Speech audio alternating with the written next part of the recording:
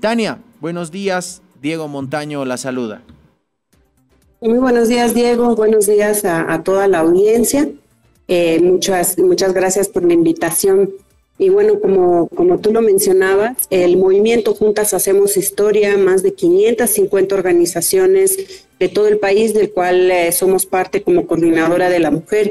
Hemos estado organizando estos foros este sábado con la presencia de 3 candidatos presidenciales. Se había cursado la invitación a todos. Teníamos 4 confirmados al final. 2 horas antes, Eduardo del Castillo decidió no participar. Y bueno, el que nos deja lo que tú decías, ¿no? Primero que nos sorprendió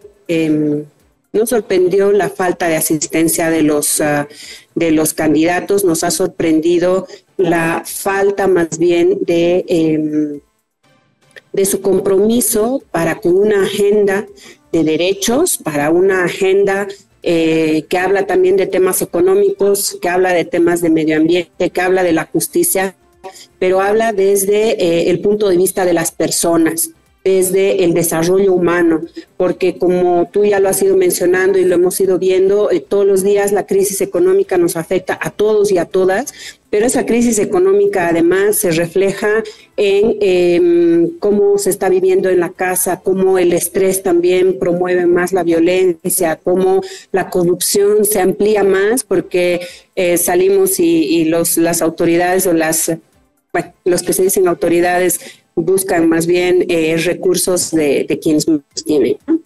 Entonces, bueno, los resultados del foro, si bien agradecemos a los que han decidido participar, Samuel Doria Medina, Rodrigo Paz y Pavel Aracena,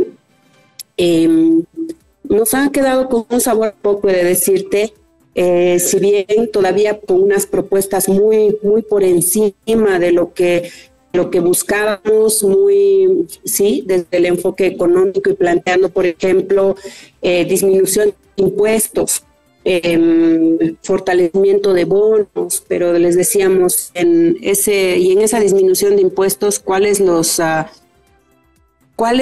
el impacto que va a tener en la mayoría de la gente? ¿De dónde vamos a sacar los recursos para seguir sosteniendo varios programas, para seguir fortaleciendo además a quien menos les llega el desarrollo, pero a quienes más aportan, a los trabajadores y trabajadoras que en el día a día venimos aportándole al país, ¿no? Sí, Diego. Además de esto, ¿qué les llamó la atención en el aspecto? ¿Ha habido algo, por ejemplo, alguna propuesta positiva de los presentes que haya, diríamos, coincidido con lo que han identificado como problemas para la población? Porque acá no solamente, lo hemos hablado varias veces, no era solamente un tema de mujeres y un tema de feminismo, más bien era un tema bastante amplio. Si bien la Coordinadora de la Mujer, diríamos, y otras organizaciones encabezan esto, pero en realidad el tema justicia, el tema economía, el tema derechos sexuales y reproductivos nos atraviesa a todos. El tema medio ambiente y estos han sido justamente los temas que han ido abordando. ¿Algo positivo encontraron así diríamos, un rayo de esperanza en los que estuvieron presentes? Sí, han habido cosas positivas. Lo primero, el hecho de que, por ejemplo, se identifica a las mujeres productoras, a las empresarias y a los empresarios también, microempresarios, como parte de la solución, ¿no? Samuel Doria Medina planteaba, por ejemplo, la creación de 700,000 empresas y el apoyo en términos de los trámites administrativos, el cómo facilitar más bien temas productivos, ¿no? Lo mismo Rodrigo Paz, que planteaba también una propuesta en relación a aquello, y lo mismo Pavel Aracena. O sea, los 3 han coincidido en términos de que se debe fortalecer la pequeña y mediana empresa. Han hablado de empresarios. Un otro tema, Rodrigo Paz, ha sido el que ha planteado, por ejemplo, la creación del salario mínimo para las mujeres, hablando sobre lo que hace a la economía de los cuidados. ¿no? Este aporte económico que todas las mujeres, prioritariamente, no solo ellas, obviamente, pero prioritariamente ellas hacen con el sostener vida, con la familia, este trabajo que además del que ya tenemos en los mercados, ya sea en una oficina o lo que fuera, es también un trabajo, el reproducir la vida, ¿no? Las tareas de cuidados. Entonces, ahí sí, Rodrigo Paz planteaba la creación de un salario para estas compañeras. En términos de justicia, por ejemplo, algo que hemos visto positivo, aunque con algunas reticencias, era que se les planteó un presupuesto, que se destine un presupuesto específico al sistema de justicia. Actualmente se destina para todo lo que es el sistema de justicia menos del 0,5% del presupuesto total del Estado. Y en la propuesta les habíamos preguntado si estarían de acuerdo en destinar al menos el 3% del presupuesto total para todo lo que hace al sistema de justicia, ¿no? Tanto Pavel Aracena como Rodrigo Paz plantearon que sí estaban de acuerdo. Doria Medina planteó que estaba un poco reticente. Él decía, a nivel internacional es más o menos el 1% de lo que se les da al sistema de justicia, entonces vería, pero sí planteaba el incremento, ¿no? Lo propio cuando creo que uno de los temas donde ha habido mayor, ¿cómo lo diría? No debate, sino también reparos con lo que hace a los derechos sexuales y derechos reproductivos. ¿Dónde ¿no? encontraron más diríamos, rechazo a, supongo que Pavel Aracena, que tiene un perfil mucho más conservador y ya lo han venido demostrando en los diferentes foros?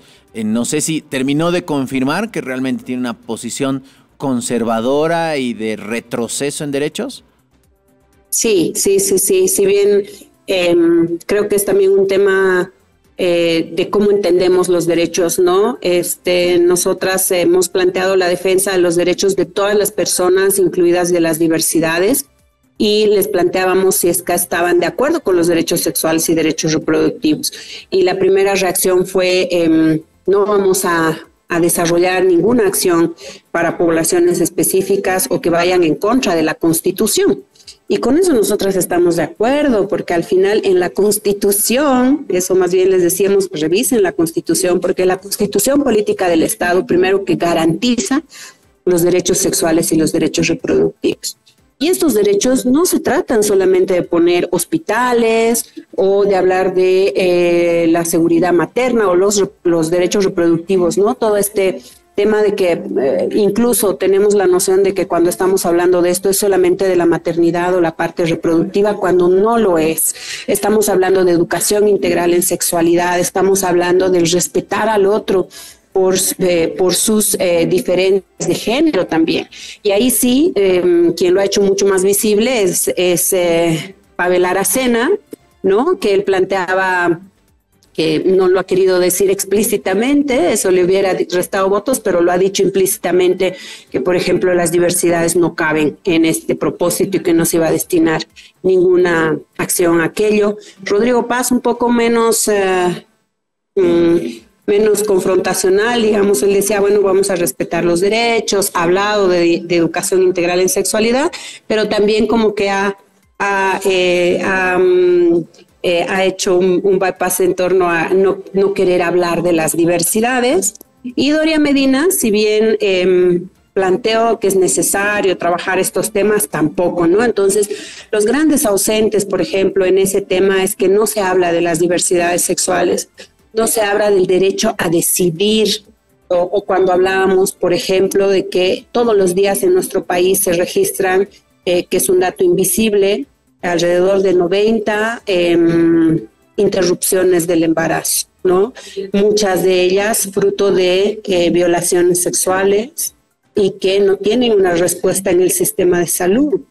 Entonces, cuando se les preguntó si están de acuerdo en despenalizar el aborto, Los tres dijeron que no, que es suficiente lo que ya está en la Constitución Política del Estado, que efectivamente son las tres causales, ¿no?, para la interrupción legal de un embarazo, y que sabemos que a pesar de que tenemos esa norma, no se cumple. Entonces ahí les decíamos, ¿cómo podemos hablar de que la familia, bueno, es la base de la sociedad cuando estamos viendo que hay problemas irresueltos al interior de las familias, como el de la violencia, como el derecho a decidir sobre nuestros cuerpos y también sobre la redistribución de los tiempos y de los trabajos de cuidado? Tania, más allá de lo que ocurrió el sábado, de las presencias y ausencias del sábado, ha venido desarrollándose un ciclo de foros justamente todo este tiempo con diferentes candidaturas. Por lo tanto, diríamos que ustedes tienen una mirada general de cuáles son las posturas de cada uno de ellos.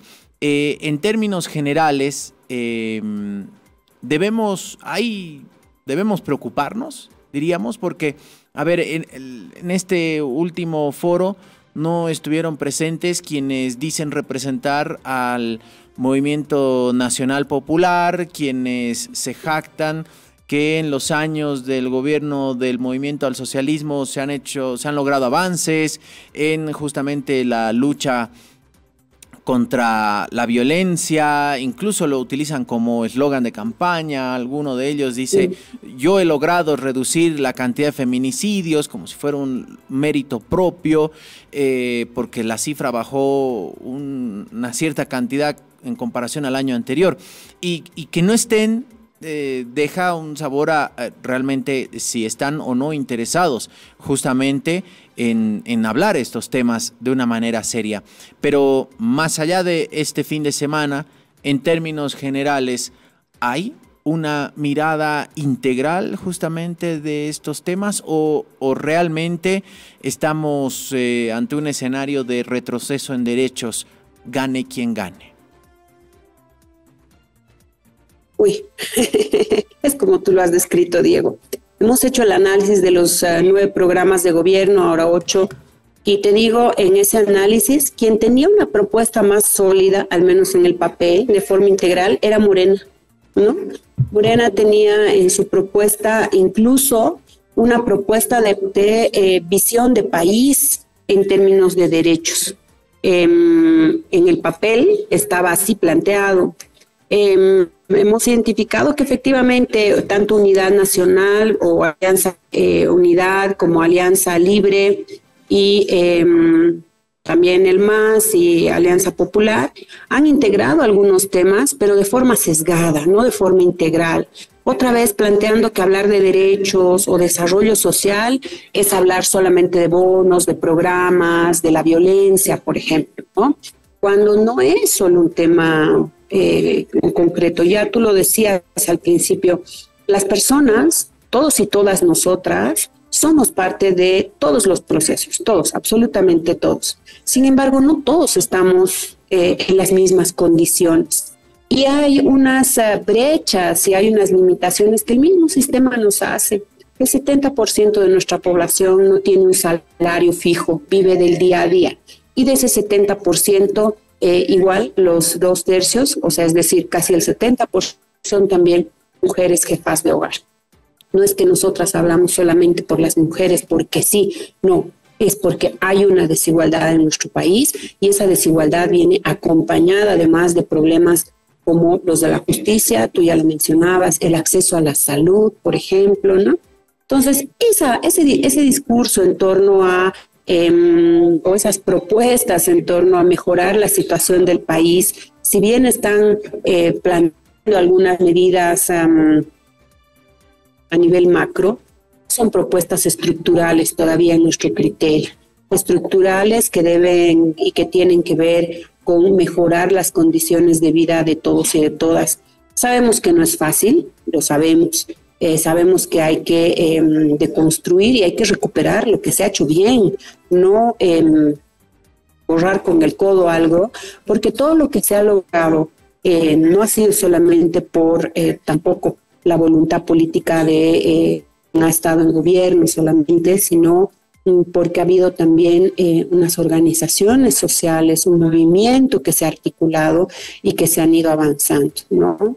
El caso de violencia, por ejemplo, si bien los feminicidios en el país efectivamente en los últimos años han ido bajando, pero la intensidad, la hazaña, la violencia de esos feminicidios son atroces, porque podemos ver, por ejemplo, que son premeditados, están, ya no uno puede decir, no, estaba cegado, no sabía lo que hacía, no, posible, lo vemos todos los días, es desgarrador el cómo la violencia ha ido más bien incrementándose, la hazaña.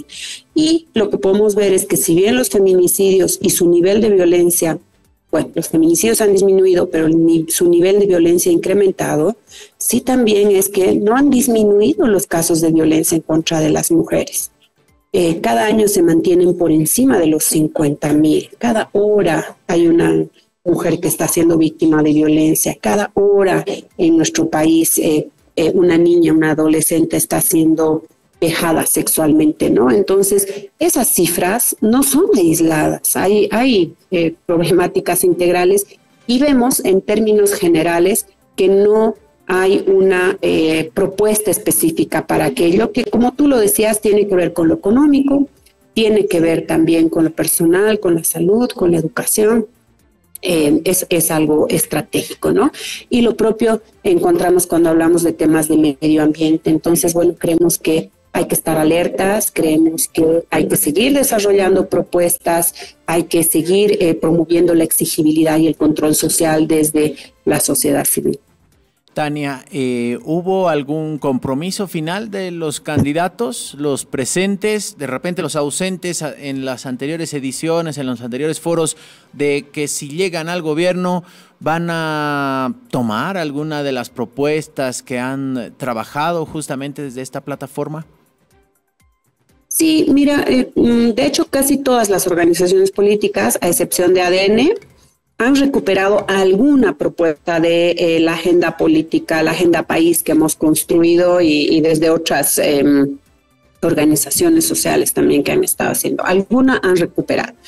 Y en los foros, sí, ha habido compromisos, sin embargo, en los foros temáticos donde han participado prioritariamente candidatos, candidatas a Senado, a las uninominales y en algún caso a las plurinominales, hemos evidenciado que falta incluso conocer su propio programa, ¿no?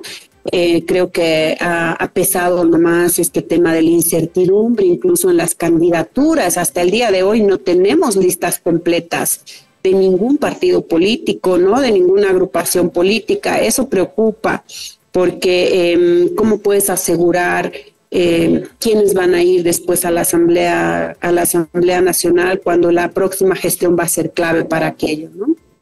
Y con el debate a los candidatos a presidentes, sí, se han comprometido, de hecho ellos mismos han elaborado un compromiso de 2 párrafos muy general, pero que sí se comprometían más que nada con las mujeres, no con políticas de igualdad, con las mujeres. Samuel, más desde el ámbito económico. Rodrigo Paz intentó hacer un compromiso más general y bueno, lo mismo Pavel Aracena. Y te digo, Diego, algo que nos ha llamado mucho la atención es que tanto Rodrigo Paz como Pavel Aracena han hecho mucha referencia, por ejemplo, a que ellos tienen una postura religiosa muy clara, ¿no? Hubo una pregunta que les hemos hecho en torno a que si estaban de acuerdo que las iglesias o las posturas religiosas no deben inmiscuirse en la toma de decisiones del Estado.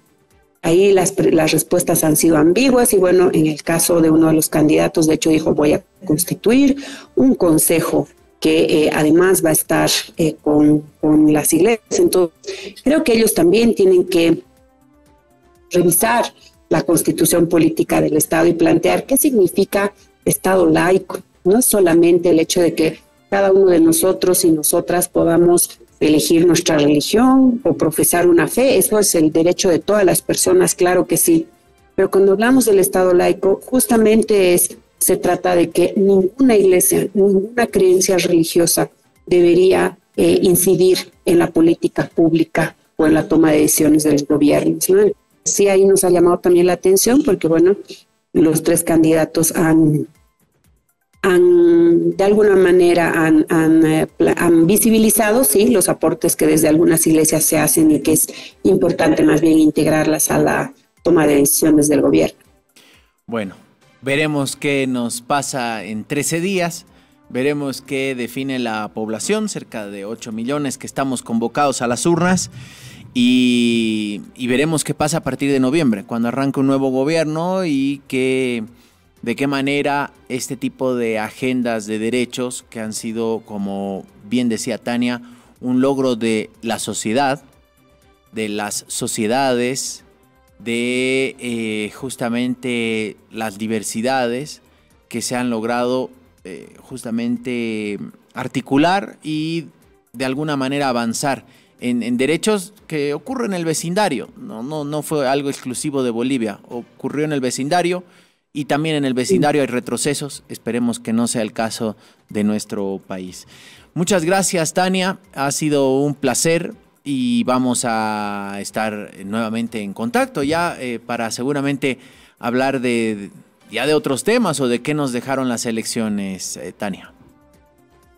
Muchísimas gracias, Diego. Yo solo quisiera terminar diciéndoles a todos y a todas, este proceso electoral es importante porque decidimos también qué es lo que esperamos de nuestro próximo gobierno. Y si bien todos y todas estamos muy atentos a los temas económicos, no podemos dejar de lado que la economía se construye también desde el saber si todos y todas estamos bien, se construye en procesos democráticos y en procesos democráticos en los que la voz de cada persona cuente, sin tomar en cuenta su procedencia, sin tomar en cuenta si es hombre o mujer, pero tienen que tomarse en cuenta en igualdad de condiciones. Por eso es que luchamos y por eso es que les decimos que sin nosotras, sin todos, sin cada participante, todas las personas no se construye democracia.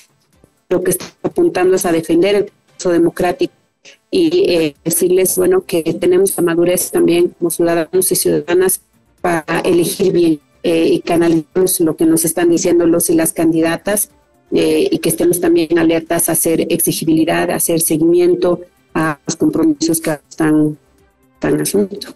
Muchas gracias.